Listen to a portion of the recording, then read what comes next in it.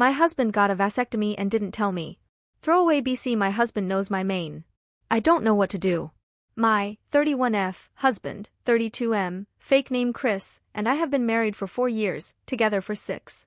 When we first got together we had several long talks about how we both wanted a big family. I wanted to be very upfront that child-free is not an option, and I said I wanted to have at least 4 kids. I'm an only child and know how lonely it is. I also said I wanted to have them about a year and a half apart so they could grow up close. He always wholeheartedly agreed to this and often made jokes like whether we have 4 or 6, have as many as we want, it's your call since you pretty much have to do all the work. And on our wedding day before we left the reception for our honeymoon he whispered, "Can we get out of here and get started on baby number 1? I loved how excited he seemed.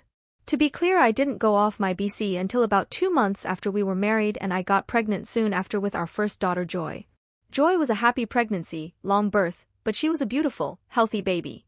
She went through colic which was trying, but other than that she was a happy first addition according to me.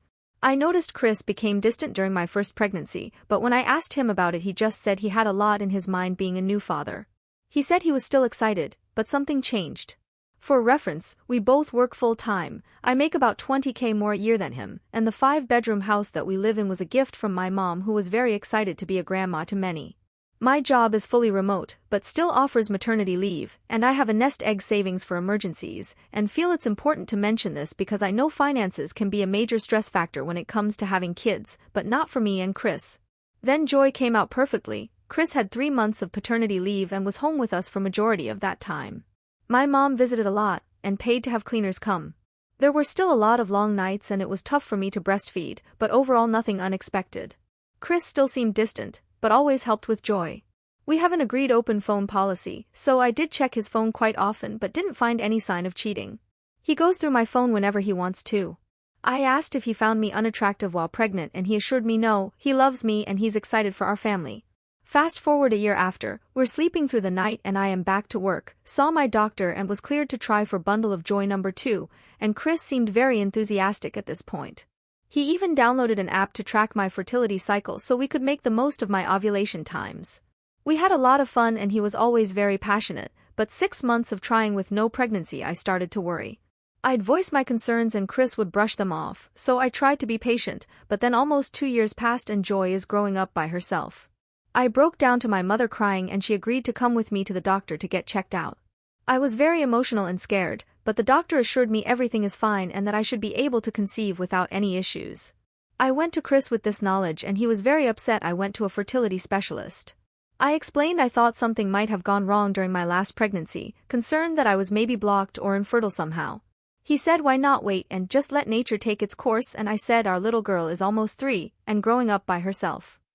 I reminded him of our plans and he just nodded and said all we can do is try. I asked if he would see a fertility specialist and he got angry, saying there's nothing wrong with him and we don't have the money for fertility treatments anyway. This confused me since we do have money, we have my savings and are doing pretty well. When he went to sleep I decided to go through his phone again and went back through his calendar and call logs. I noticed about 8 months after Joy was born there was a blocked day indicating he'd taken off from work, but it was in the middle of the week and I don't remember any sort of special occasions behind why he'd take this random day off. I went through the call logs and found an office number about a week before, and when I googled the number a local business where you could get a vasectomy appeared. I couldn't believe what I was looking at. I instantly felt cold all over then started to panic. I woke him up and confronted him. He just stared at me while I went off and admitted babies were harder than he thought and he felt like my first pregnancy took forever. I couldn't believe it. I packed my things, Joy, and her things and drove to my mom's house. She is in distress with my sudden appearance and my inability to stop crying. I finally told her yesterday morning what happened and she's just beside herself. I don't know what to do, but every time I think about how during sex Chris would talk to me about giving me a baby and he'd had the vasectomy the entire time. I feel so disgusted and stupid. I can't believe my little girl is going to grow up alone. Chris has been blowing up my phone, but I just keep letting it ring and haven't read any of his texts. Edit. To those saying I coerced my poor husband into agreeing to a big family, nope. I was always open and honest about my dreams, told him it's okay if he wanted different things, and he not only repetitively agreed and accepted, he also helped me plan, nest, put together the nursery and enthusiastically participated in conversations regarding having multiple children around friends and family, and always said we'd have at least 4. That was our number. Him getting a vasectomy behind my back was a complete shock. Also, we've both always agreed to the open phone policy. I never betrayed his trust by going through his phone since I always had his consent to do so and he has mine. We even have the same phone passcode. I never wanted to be in a relationship where we kept secrets from each other. I know other couples feel different, but this is another thing he always 100% claimed he agreed with me on. I vaguely remember one week where he actually turned me down for sex claiming he had a head cold and he didn't join me in the shower like usual during that time, but I didn't think anything about it. And no, men never need a wife's signature to get vasectomy. Update. Some of you made some comments about my mom gifting my husband and I a house, paying for occasional cleaning services, implying that Chris feels somehow emasculated by this, also implying I am too financially dependent on my mom. I make very good money, I have a sizable savings and don't need any help. My mom was excited to buy this house for us as a wedding present. My dad passed away when I was young, he was wealthy and left my mom everything, so she shares his love since I'm her only kid. I make more money than Chris and always have. Yes, his name is on the house, so yeah, I'm gonna get screwed over in the divorce. Some of you complained I broke his trust by going through his phone. He goes through my phone too. We have the same passcode. Some comments called this agreement between us unhinged, which to me is bizarre. Chris, I thought, was my soulmate, my husband, and best friend. We don't have secrets. I thought, isn't that the whole point of marriage? To finally have one person in the whole world you can tell everything to? To always be on the same team? Obviously I was wrong, and as many of you pointed out, that kind of love, trust, and openness doesn't really exist, and none of that matters now.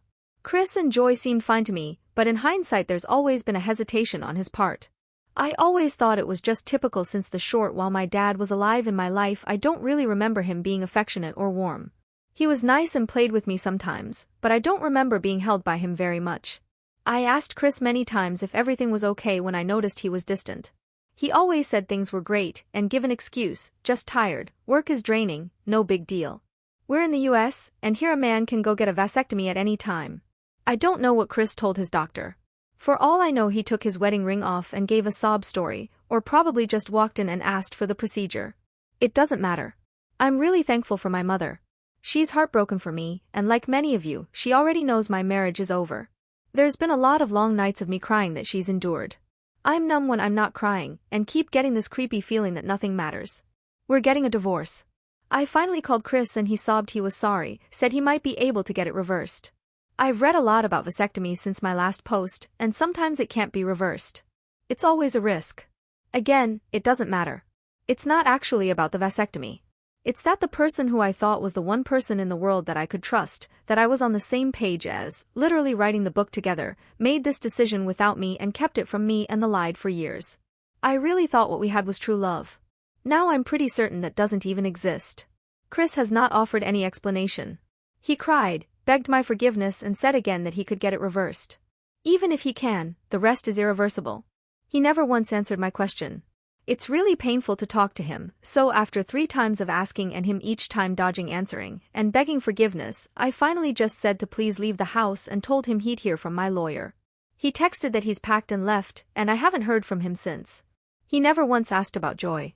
My lawyer says I might wind up paying alimony, but I might be able to get the house since it was a gift from my mother and Chris has never made any financial contribution. He also says Chris committed a kind of infidelity since he went behind my back to have this life-altering procedure and admitted it, so that might help me.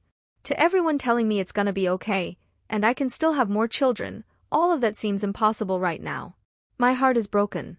I've never experienced such sadness and the only relief is when I'm playing with my daughter. Her happiness is infectious. She is blissfully unaware, having the time of her life at grandma's, but unlike her father she actually asks where's Dada? I called work and took a medical leave of absence. I found a therapist. My mom has offered to stay with me for a while, as well as hire a nanny.